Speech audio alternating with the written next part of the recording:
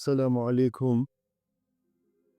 کہانی ہے ایک لڑکی کی جو کہ اکثر پاکستان میں یا ایشیا میں یہ سب باتیں چلتی رہتی ہے۔ ایک لڑکی کا رشتہ ایک معمولی سی بات پہ ٹوٹ جاتی ہے، پھر وہ لڑکی خودکشی کرنے کی کوشش کرتا ہے کیونکہ لوگ تانے دیتے ہیں کہ یہ منحوس ہے، بد نصیب ہے اور اس کے اور کسی لڑکے کے ساتھ تعلقات تھے۔ تو لوگوں کے وہ زہریلے رویوں کی وجہ سے وہ خودکشی کرنے جا رہی تھی، لیکن لاسٹ میں وہ تو بچ گئی، اس نے اپنا ارادہ کینسل کیا۔ کہانی ہماری ایشیا کی، پاکستان کی معاشرتی حالات پہ بنی ہوئی ہے، تو بہت ہی انٹرسٹنگ سٹوری ہے۔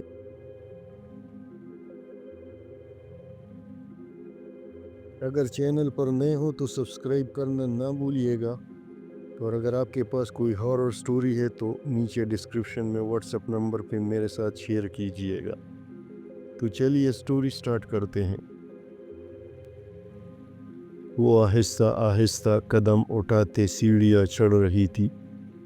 اس کے قدموں کی لڑکڑاہٹ واضح طور پر محسوس کی جا سکتی تھی۔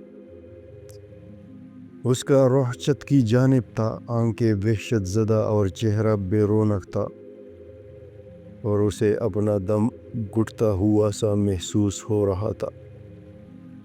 چھت کی طرف قدم بڑھاتے ہوئے بھی اس کی سماعتوں سے لوگوں کے جملے ٹکرا رہے تھے۔ کیسی بد نصیب لڑکی ہے، کتنی منحوس لڑکی ہے، اف، اتنی بے حیا لڑکی، اس کا کردار ہی ٹھیک نہیں، اس لڑکی نے تو اپنے والدین کی عزت خاک میں ملا دی۔ اس نے کانوں میں سرسراتی آوازوں سے تنگ آ کر اپنا سر زور سے جھٹکا اور چھت کا دروازہ کھول کر اندر داخل ہونے کے بعد اسے لاک کر دیا۔ وہ عالم بے خودی میں چھت کی دوسری جانب بڑھ رہی تھی۔ چاروں طرف سناٹا تھا، صرف ہوا سے ہلتے پتوں کی آواز سنائی دے رہی تھی۔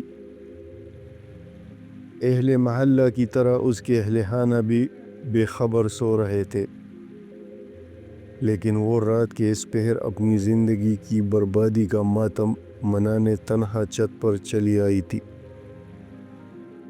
چھت کے کنارے پہنچ کر وہ رک گئی، نگاہیں اٹھا کر اوپر دیکھا تو چاند دکھائی دیا اور نہ تارے۔ پورا آسمان تاریکی میں لپٹا ہوا تھا۔ یہ آسمان بھی میرے نصیب کی طرح سیاہ ہے، اس نے تلخ بری مسکراہٹ کے ساتھ خود کلامی کی، اور پھر آسمان کو دیکھتے دیکھتے اس کے سامنے ایک ہفتے پہلے کا سارا منظرنامہ جیسے کسی فلم کی طرح چلنے لگا۔ ایک ہفتہ قبل وہ کس قدر خوش تھی کہ اس کی زندگی کا ایک نیا باب جو شروع ہونے والا تھا، اس کے ارمانوں کا شہزادہ اس کا محرم بن کر اس کی زندگی کا حصہ بننے جا رہا تھا۔ اس کے ہاتھوں پیروں میں خوب مہندی رچی ہوئی تھی، اور وہ خود کو ہواؤں میں اڑتا محسوس کر رہی تھی۔ اس کے چہرے پر جھلکتی خوشی دیکھ کر اس کی ماں کے منہ سے بے بس یہی دعا نکل رہی تھی کہ میری بچی کی خوشیاں سدا سلامت رہے، مگر شاید قدرت کو کچھ اور ہی منظور تھا۔ بارات والے دن وہ سرخ عروسی جوڑا پہنے شادی ہال میں اسٹیج پر بیٹھی تھی۔ مہندی کا رنگ خوب گہرا آیا تھا، جسے دیکھ کر اس کی سہیلیاں اسے یہ کہہ کر چھیڑ رہی تھی کہ تمہیں بہت چاہنے والا شوہر ملا ہے، سسرال میں خوب ناز اٹھائے جائیں گے۔ وہ ان کی باتیں سن کر شرم سے سرخ ہوئے جا رہی تھی۔ اچانک حال میں افراتفری سی پھیل گئی۔ اس نے نگاہیں اٹھائی تو اپنی ماں کو تیکھا بے رونق چہرہ دیکھ کر اس کا دل ڈوب سا گیا۔ لوگوں کی نگاہیں اسے اپنے چہرے پر چھپتی محسوس ہونے لگی۔ اس نے اپنے پاس بیٹھی ایک صحابی کو صورتحال کا جائزہ لینے کے لیے دوڑایا تو اسی اثنا لوگ سٹیج کے گرد جمع ہو گئے۔ اس نے گھبرا کر اپنی ماں کو پکارا جو دور کڑی دوپٹے کے پلو سے اپنی بھیگی آنکھیں صاف کر رہی تھی، لیکن وہ اس کی طرف متوجہ نہ ہوئی اور پھر لوگوں کی آوازیں بلند ہونا شروع ہو گئی۔ اف کیسے بے حیا لڑکی ہے، اپنے ماں باپ کی عزت کا بھی پاس نہیں رکھا، افیئر کسی اور کے ساتھ چلاتی رہی اور شادی کسی اور سے کرنے جا رہی ہے۔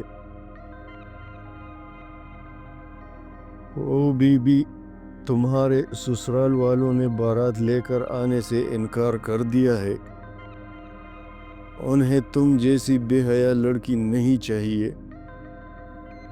توبہ توبہ، کیا زمانہ آ گیا۔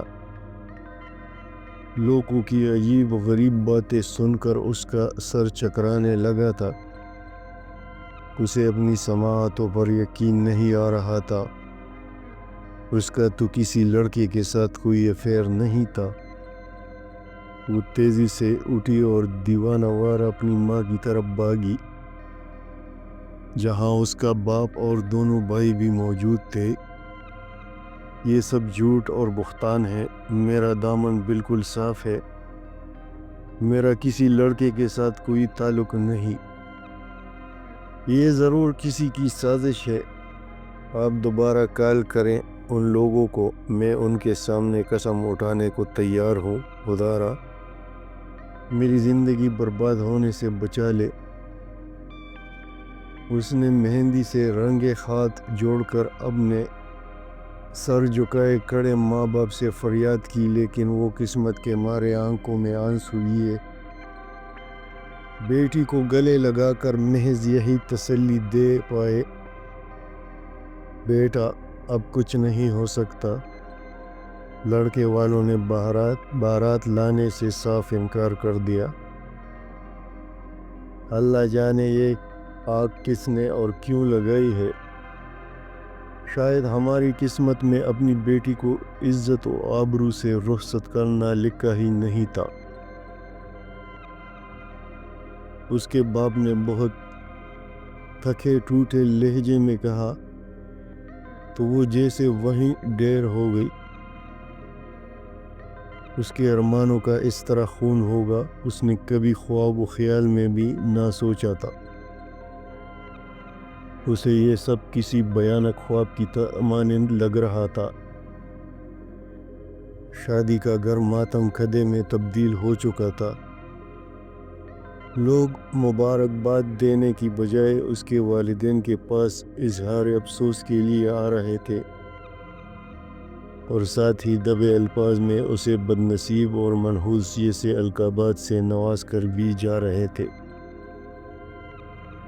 اور وہ اپنے کمرے میں بیٹی خون کے آنسو رو رہی تھی۔ ایک ہفتے سے یہی سلسلہ چل رہا تھا، اب اس کی ہمت جواب دے چکی تھی۔